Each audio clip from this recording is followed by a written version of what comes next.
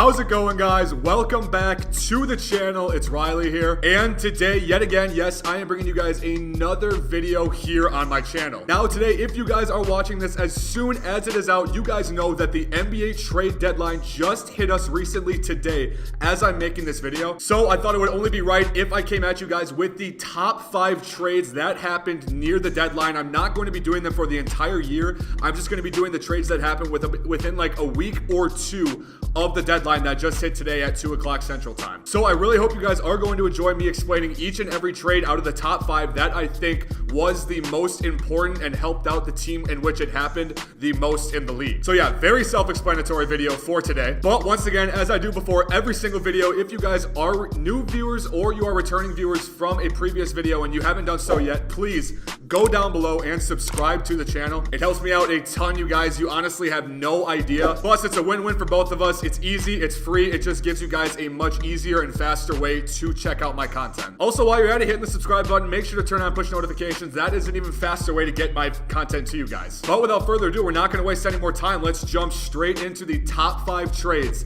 of the NBA 2019 trade deadline. All right, the first one I'm actually coming at you guys with is an honorable mention. I mean, this was very close to making the top 5, but I do want to throw this one in there because this was also a very big trade that did happen in the NBA. If you don't know what I'm getting at yet, I will say it now. It is the Nikola Mirotic to the Milwaukee Bucks trade that just happened today. All right, if you guys did not see the full details of this trade, I will do this for each and every trade. I will just read off the full details for you guys. But again, in case you did not see it, the Bucks received Nikola Mirotic in exchange for sending Jason Smith and Stanley Johnson, who they just acquired from the Pistons, to the New Orleans Pelicans. And along with this, it technically was a 3-team deal because Detroit and I'm pretty sure Milwaukee, they each sent either 1 or 2 second-round picks to New Orleans as another part of this deal. So yeah, the reason I wanted to mention this trade as an honorable mention in this video is because simply as a Milwaukee Bucks fan, wearing the shirt and everything, I feel like this is a huge add-on to this team in order to make it to a finals. Because if you guys have not been watching Mirotic recently this year or last year, he has actually been putting up some pretty decent numbers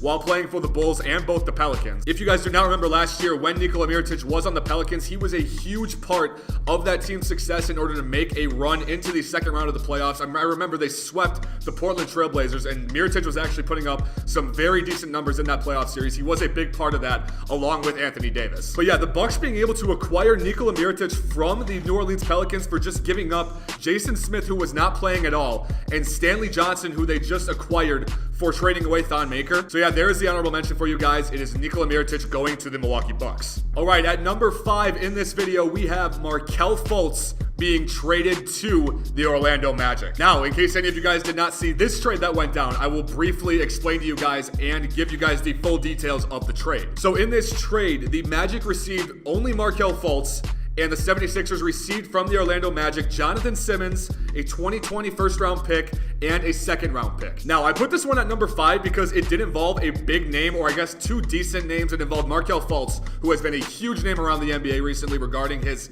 rehab with his shooting, trying to fix his mechanics, and it also involved Jonathan Simmons. Now, the reason this trade was not any higher because, again, Markelle Fultz was a number 1 overall pick, so I felt like it definitely deserved to make the top 5. But once again, we have no idea what Markelle Fultz is going to do in the NBA with his shooting mechanics and everything being off in his life recently with his rehab, with his mental state. It's all been in a huge swirl. Apparently, the Orlando Magic have a lot of faith in Markelle Fultz if they're willing to give up a first-round pick and Jonathan Simmons to acquire him. And if you guys have been paying attention in the NBA, you know recently that Markelle Fultz did say he wanted a trade. He said he wanted a fresh start with a new team that he didn't have all this baggage on of being a number 1 overall pick and not doing much when he was in Philly, for example. I mean, and it's hard to say who really won or lost this trade. I mean, right now it's very clear that the Sixers won this trade, I guess you could say, because again, we have no idea what Fultz is going to do down the road. But yeah, there was trade number 5, Markelle Fultz going to the Orlando Magic in exchange for Jonathan Simmons and 2 picks. All right, and at number 4 for the video today, we have Harrison Barnes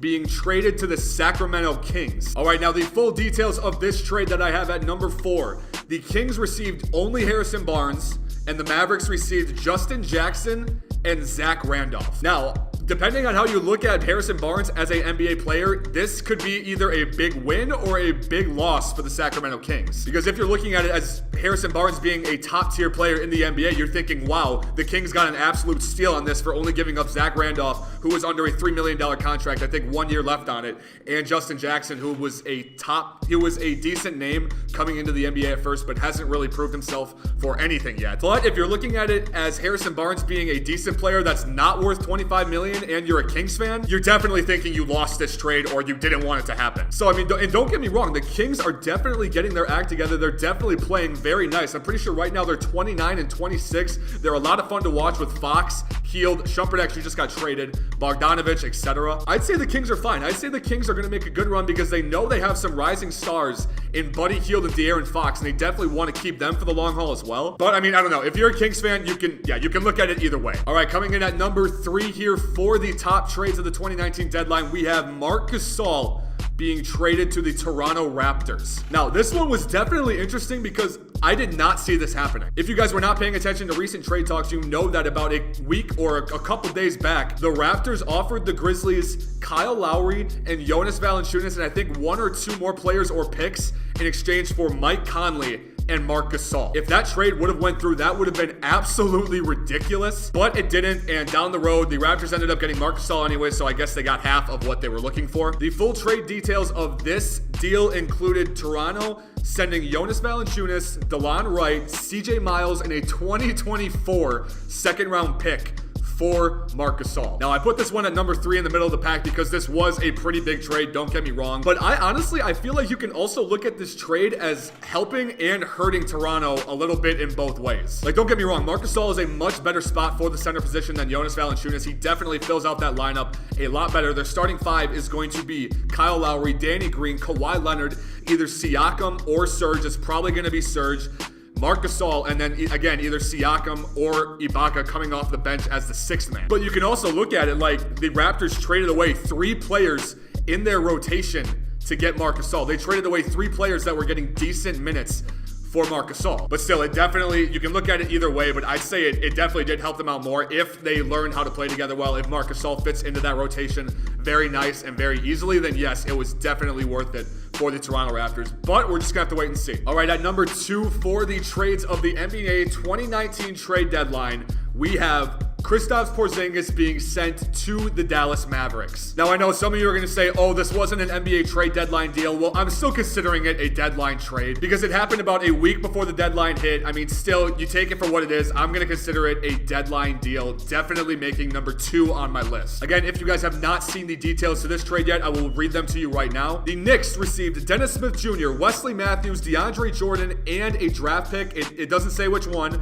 And then the Mavericks received Kristaps Porzingis, Courtney Lee, and Tim Hardaway Jr. along with Trey Burke. Now, this is exactly why I threw this in at number 2, because this was a blockbuster trade. Like, this is one of the biggest trades that we are going to see for a while, I'm pretty sure. It depends on how big Kristaps Porzingis gets in the NBA and how high of a caliber he can play at in the future. But teaming up Kristaps Porzingis in Dallas with one of the biggest stars on the rise in the NBA right now in Luka Doncic, that hands down got it into the top 5 list for me, especially cracking number 2, because it was just absolutely ridiculous when I got this notification. But granted, how Kristaps walked into the Knicks front office and said that he requested a trade from the New York Knicks, they did it in a matter of like an hour or 2 hours. Like, to trade away your cornerstone of the franchise at that moment that quickly, like, it just blows my mind how it all went down in this situation. So yeah, at number 2, we have Kristaps Porzingis being sent off to Dallas. All right, and at number 1 for the biggest trade that I feel was a part of the NBA 2019 trade deadline affecting this season was Tobias Harris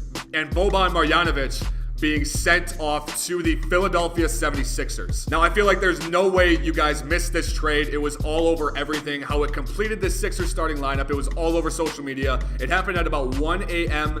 2 nights before the trade deadline. And if you have not seen the full details, I will read them off to you right now. The trade included the 76ers receiving Tobias Harris, Boban Marjanovic, and Mike Scott in exchange for the Clippers receiving Landry Shamet, a very good rookie on the rise, Wilson Chandler, Mike Muscala, a 2020 first-round pick, and a 2021 unprotected first from Miami. Along with this, they got 2 second-round picks in the trade. I forgot to mention that. 2 second-round picks on top of all of that the Clippers received. With sending Tobias Harris to Philadelphia, that completed the starting 5 of Ben Simmons, JJ Redick, Jimmy Butler, Tobias Harris, and Joel Embiid, along with Boban coming off the bench, and now Jonathan Simmons, and even more coming off the bench in Mike Scott. That team is scary if they can get their chemistry down. That is the one big thing with this trade. But it also seems like, I mean, obviously in Elton Brand's first year as the GM for the 76ers, they are in win now mode. It's either championship or bust right now, I would say, because they are trading for a ton of expiring contracts. They just gave up Landry Shamet, who again is a rookie on the rise in this league. I feel like he is going to be a very good player